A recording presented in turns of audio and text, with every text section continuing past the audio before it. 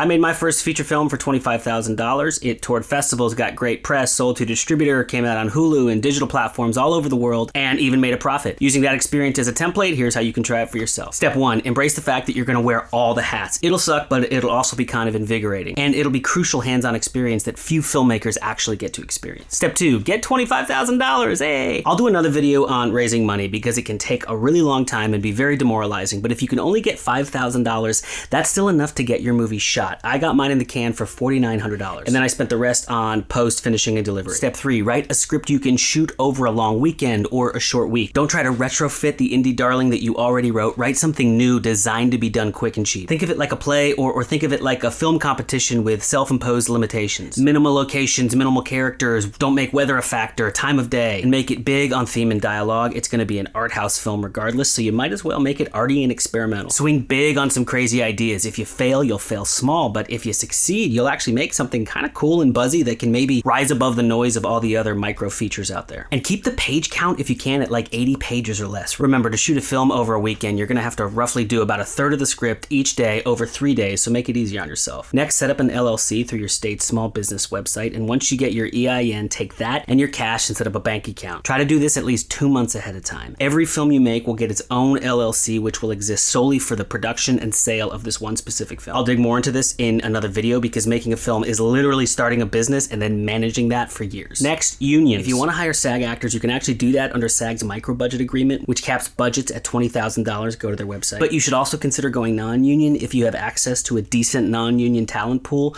or better yet, write the script for some people that you know and who love you. Next, secure your location, which should be free of charge and easily accessible. Otherwise, you're adding a lot of logistical headaches and management that you do not have time for. But hey, follow your heart. Ideally, you've got a location that's already dressed and looks ready to go, or you'll have access to it for a few weeks before you shoot, so you can spend your nights and weekends dressing it, putting up furniture, putting in props, production designing it. Again, you're wearing all the hats. Next, find no more than like 5 people who can make up your non-union crew. And everyone should bring their own gear, because you won't have money for camera, lighting, or grip packages. Plus, more gear just means more time, and you don't have any. Even if you have access to a full Alexa or Red package, or your buddy has a half-ton grip truck, consider going leaner and smaller, because the name of the game is speed, efficiency, and lightness on your feet. Hopefully, you're connected to a really great community of filmmakers, because you are going to need your cast and crew to work for free, or at least defer. But they got to do it because they love you, or the project, or they need a resume built. I have never had a problem asking people to work for free, because I work for free all the time. But some people won't do it. Respect that and move on. Or pay them, but probably move on, because you really need people who are down to clown, as they say. The trade-off is that you're only asking for a few days of these people's time, plus a couple days of prep, so be transparent about that. And feed them for every mealtime they give you. My film, I spent one night with my DP and sound man testing how we would set up our cameras. For my actors, we spent 3 full days rehearsing the script. Remember, it's a play, so hire actors from the theater or people who are really good at memorizing dialogue. When it came time to shoot, my DP had already troubleshooted the cameras. My actors and I had already explored the characters and played with the material, so when it came time to roll, we could hit record and burn through 30 pages of dialogue in a single take. And if you can, shoot multi-camera so you can do less setups. For my film, I had 3 DSLR cameras, which were suction mounted around the car, which was my only location. So for each take, I was getting 3 angles. When the shoot was over, we had the whole film in the can, and we had spent $4,900 on gas, food,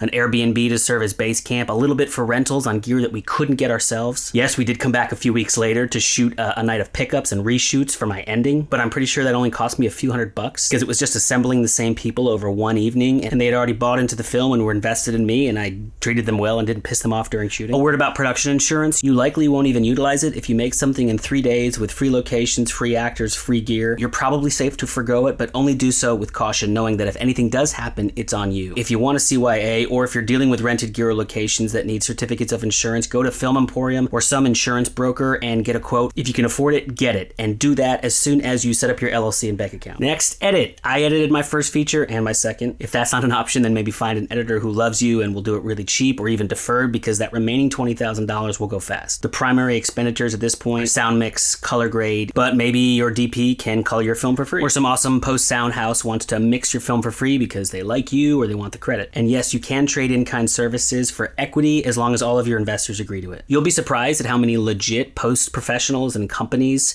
with tons of credits might be down to clown on a small indie at a reduced rate just for the art of it. Often these sorts of companies are in big film cities like New York or LA that have ton of corporate or big commercial productions come through, so they're open to working with first-timers or micro budgets just to stay competitive and keep their artists satisfied artistically. And don't worry if you don't live near them, this can all be done remote. Music. A score Score is an important part of the process, and don't skimp on it. But I promise you can get a really good one for cheap, or even deferred, because there's so many amazing musicians out there who want to score your film for you. If you have friends who are unsigned indie artists, then use their music, or hire them to compose an original score. Now, the goal is not just to make a film, but to get it out in the marketplace. So E&O insurance will be around $3,000 that you'll need whenever you get involved with a sales agent or distributor. Brokers like Film Emporium can give you quotes on this as well. There's also other expenses when the film is done, like copyright clearances and deliverables and DCPs, and those are getting a little cheaper because making physical deliverables is kind of a thing of the past. Whenever you're talking about contracts and deals, you're going to need a lawyer to draft that for you or to oversee it. You can also find lawyers who will give you a deal for a flat rate,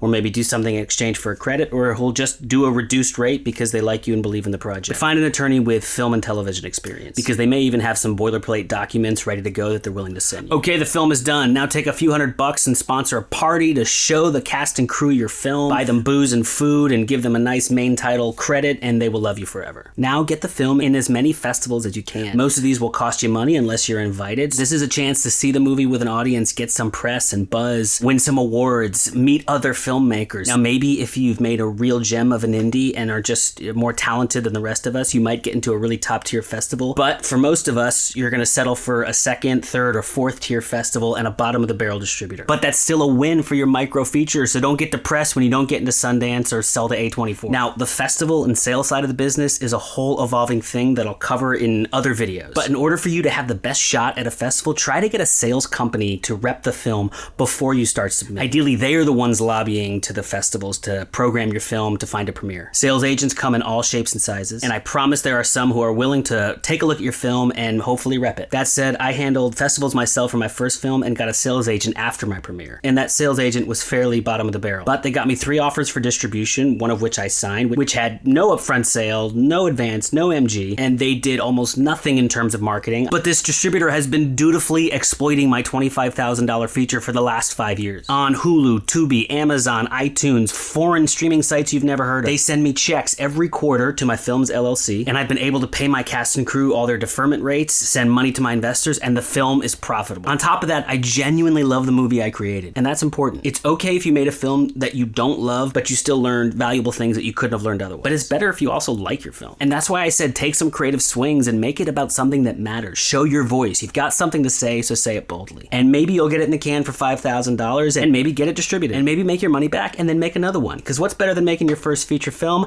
Making your second movie. I did mine for $300,000 in 12 days. I'll tell you how I did it next.